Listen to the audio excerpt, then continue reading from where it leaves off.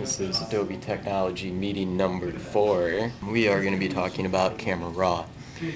I have here a Canon Digital Rebel XSI. You need, of course, to have some photos and a camera to really work with Camera RAW. You don't necessarily need to go digital SLR to do Camera RAW. You can still work with JPEGs and TIFFs, but you don't have as much information to work with. I'll turn on my camera here. I already got plugged in. Personally, I like to start off with Bridge when I want to develop my photos or just copy them into the computer at least. And you'll see here I have it set up so it automatically pops up when you plug it in. The other thing you can do too is push this little Get Photos from Camera button. It takes you to the same place.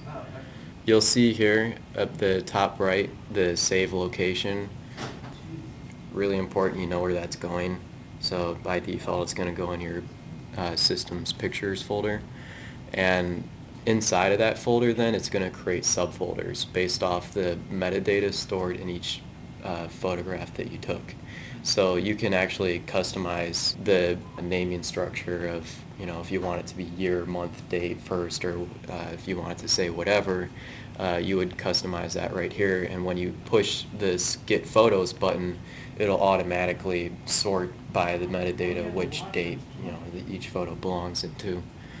And you can also rename the files too automatically as it captures. So I'll leave this open with Adobe Bridge thing checked because that'll take us right to the photos then after. Another convenient thing I have here too checked on is delete the original files after you copy, so that way you don't have to format your memory stick after you dump everything. Lastly, down here with the apply metadata, you can create a template in Bridge that has all of your personal contact information and like the company you work for, any other stuff that you might want to include in your photographs to kind of, in a way, watermark them. I don't have any template saved right now, so that's why you only see these two. These are the two default ones. The basic metadata is for if you just want to quickly tag your name in the photo, that's an easy way to do it. But if you wanted to store a lot more, like maybe your website or email address or something in each photo, you could do that back in Adobe Bridge. So I'll just go ahead and push this Get Photos button. So you can see it's copying it, and then once it finishes copying that file, it'll convert it to a raw DNG file. So once it's done converting, it would go to the next photo then, and you have to wait for each photo to convert. So there it is. There's our photo. So the next step then would be actually taking your photos into Camera RAW. And you can do that two ways. You could either open up Photoshop and load your image in Camera RAW hosted by Photoshop, or you could load your photo using Bridge and Camera RAW. So I'll demonstrate that real quick because it might be a little bit confusing.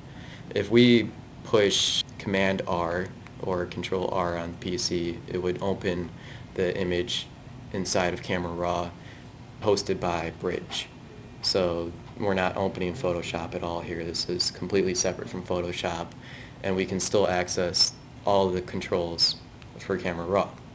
Okay, so if we double click on this photo, notice now we jumped into Photoshop, but then we're in Camera RAW. So you can choose either way, whether or not you want to use RAW hosted by either of the two applications. But it's also kind of handy too, because like if you're still working in Photoshop, you can have like your RAW files converting or doing something in the background. So keep that in mind as a potential workflow. So now we're in Camera RAW. If you've never seen this before, you might be wondering what these weird little artifacts are on the image. Those are indicating the color clipping for your exposure. So if you see these two arrows, you have your shadow and your highlight clipping. You can turn on and off the indicators for both of those clipping areas. One of the first things you'll probably want to do when you get your photo into Camera RAW is adjust the white balance with the slider. If you wanted to warm it up, bring in some more yellows, or of course go the opposite route. And then you can adjust your tint here too.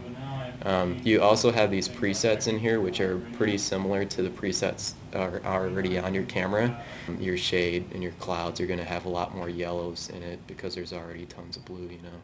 You can also do a auto setting here too if you don't really know what you're doing. You can always kind of